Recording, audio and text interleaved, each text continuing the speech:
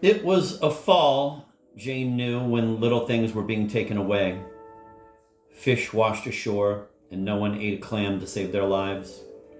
Oystermen netted in the ocean beds, and the oysters were brought up dead, black as rot, and no one knew why. People far from either coast shuddered to think, saw the seas and then the whole planet rise in an angry, inky wave of chowder the size of a bowl. It was as far as their imaginations would allow, and it was too far. Did this have to do with them? They flicked off their radios, left dishes in the sink, and went out. Or they tuned to a station with songs. It was a season for losing anything small, living trinkets you'd thought were yours, a bracelet of mother of pearl, a lover's gift, unhinged and slipping off into the night like something yearning and tired. The rain stopped dry. The ground crumbled to lumps. And animals maddened a little with thirst. Squirrels smelling water on the road, gnawed through the hoses in cars and later died on the shoulders. Like so many heads, said a radio announcer, who then played a song. Jane's cat itself had fleas, just the barest hint, and she was going to get rid of them. Take the cat to the groomers for the bath dip comb out. There were rumors about fleas. They could feast on you 5 or 6 times a day and never let go.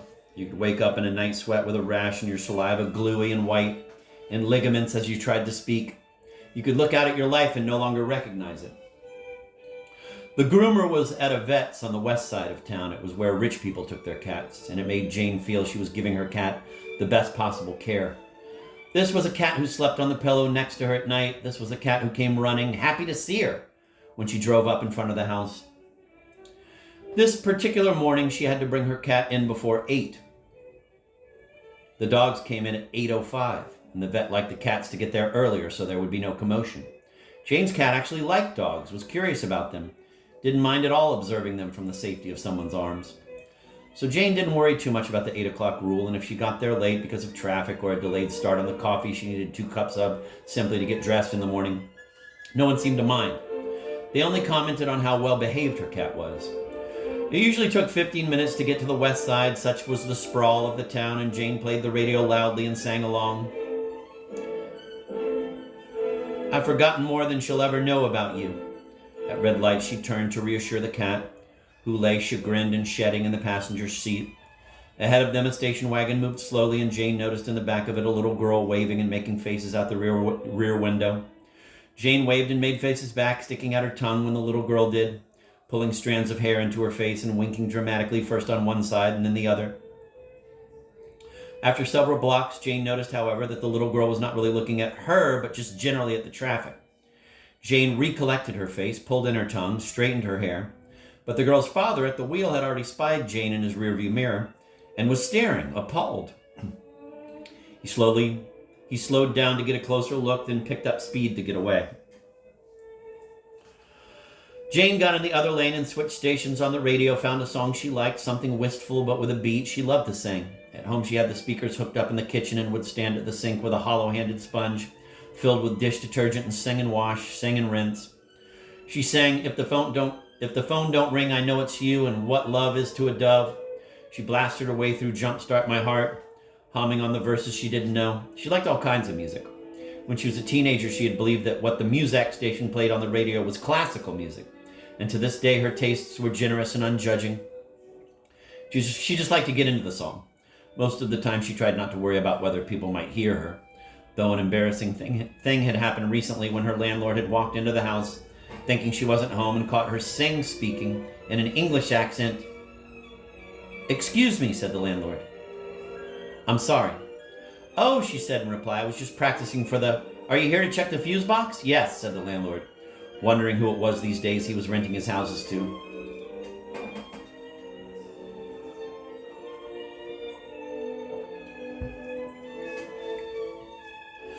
Jane had once briefly lived in Western Oregon, but had returned to the Midwest when she and her boyfriend out there had broken up. He was a German man who made rocking horses in jungle gyms and who had been, like her, new to the community. His English was at times halting and full of misheard vernacular, things like, "Get town" and "to each his own." One time, when she'd gotten all dressed up to go to dinner, he told her she looked hunky-dorky. He liked to live dangerously, always driving around town with his gas tank on E. "Pick a lane and do stay in it," he yelled at the other drivers. He made the worst coffee Jane had ever tasted, muddy and burned, but she drank it and stayed long hours in his bed on Sundays. But after a while, he took to going out without her, not coming home until 2 a.m. She started calling him late at night, letting the phone ring, then driving around town looking for his car, which she usually found in front of a tavern somewhere. It had not been like her to do things like this, but knowing that the town was small enough for her to do it, she had found it hard to resist. Once she had gotten into the car and started it up, it was as if she had crashed through a wall, gone from one room with rules into another room with no rules. When she found his car, she would go into the tavern, and if she discovered him at the bar with his arm flung loosely around some other woman, she would tap him on the shoulder and say, "Who's the go-go girl?" Then she'd pour beer onto his legs. She was no longer herself.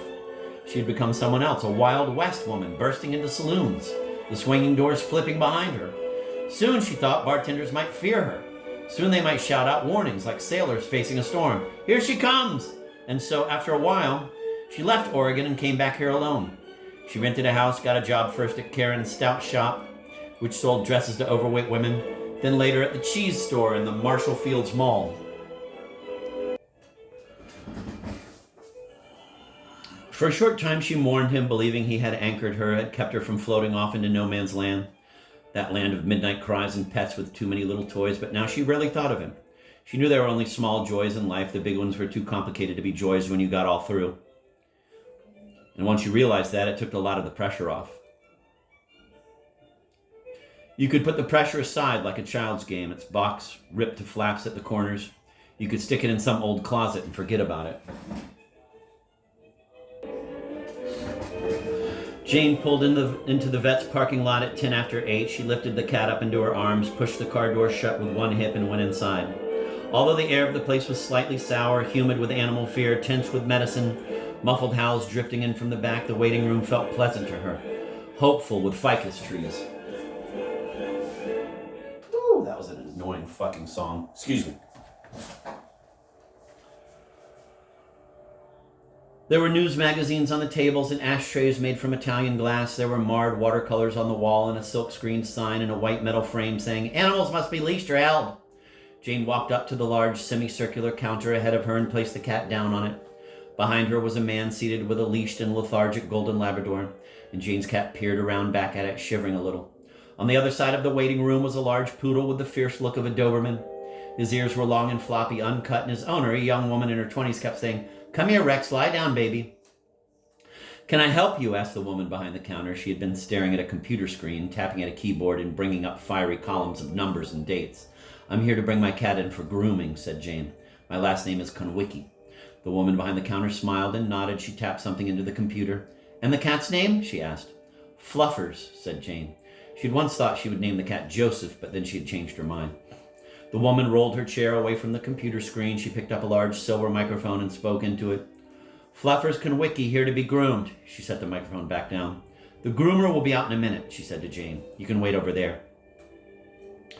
Jane pulled the cat to her chest and went and sat in a fake leather director's chair opposite Rex the poodle.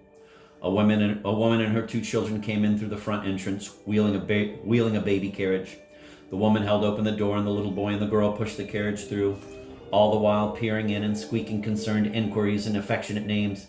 "Gooby, are you okay?" asked the boy. "Gooby knows he's at the doctor's, Mom." You kids wait right here," said the mom. And she approached the counter with a weary smile. She brushed her bangs off her head, then placed her hands flat out on the countertop and stared at them momentarily, as if this had been the first opportunity all morning to observe them empty. "We're bringing a cat in for surgery," she said, looking back up. "The name is Miller." "Miller," said the woman behind the counter. She tapped something into the computer. She shook her head, then got up and looked at a clipboard near the cash register. Miller, she said absently. "Miller. All righty, here we are." She smiled at Mrs. Miller. The world was again the well-oiled machine she counted on it to be. All things could eventually be found in it. "You want to wheel the cat back around here?" Mrs. Miller turned toward her children. "Kids, want to bring the kitty back around here?" The little boy and girl pushed the baby carriage forward, their steps solemn and processional. The woman behind the counter stepped out from her usual post and held the door to the back part. The examination room open. "Wheel the cat right in there," she said. She wore white shoes. You could see that now. They were all in there for no more than a minute before they returned, the children dragging the empty baby carriage behind them, and Mrs. Miller sighing and smiling and thanking the woman in the white shoes who told her to call sometime after 3 this afternoon. The anesthesia would be worn off by then, and the doctor would know better what to tell them. "Thanks again," said Mrs. Miller. "Kids?" "Mom, look," said the little girl. She had wandered over to where Jane was sitting and had begun to pet Jane's cat, occasionally looking up for permission to continue. "Mom, see, this lady has a cat, too," she called to her mother.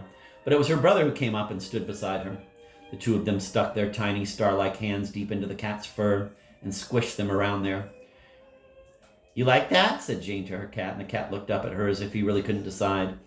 She made Fluffer's head nod a bit as if he were answering the question. "What is his name?" asked the little girl. Her hand had found the scruff of the cat's neck and was kneading it. The cat stretched his throat up in enjoyment. "Fluffers," said Jane. The girl's voice went up an octave into cat range. "Hi, Fluffers," she half sang, half squeaked.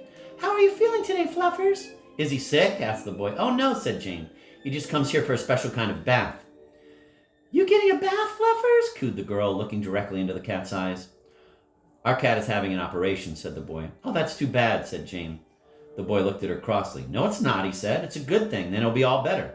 "Well, yes, that's true," said Jane. "Fluffers licked my finger," said the girl. Their mother now appeared behind them, placing a palm on each of their heads. "Time to go, kiddos," she said. "Beautiful beautiful cat," she said to Jane. The cheese shop Jane worked at in the new mall outside of town was called Swedish Isle, and she had recently been promoted to assistant manager. There are always just 2 of them in the shop, Jane and an older woman named Heffy, who minded the register, while Jane stood out in front with the cheese samples, usually spreads and dips placed in small amounts on crackers. Once the manager had come by and told her that Heffy should be doing the samples and Jane should be minding the register and doing the price sheets. But the store manager was also the assistant district manager for the chain and was too busy to come by all that often. So most of the time, Jane simply continued doing the samples herself. She liked the customer contact. "Care to try our chive dill today?" she would ask brightly. She felt like Molly Malone, only friendlier and no cockles or mussels. No real seafood for miles. This was the deep Midwest. Meat sections in the grocery stores read beef, pork, and fish sticks.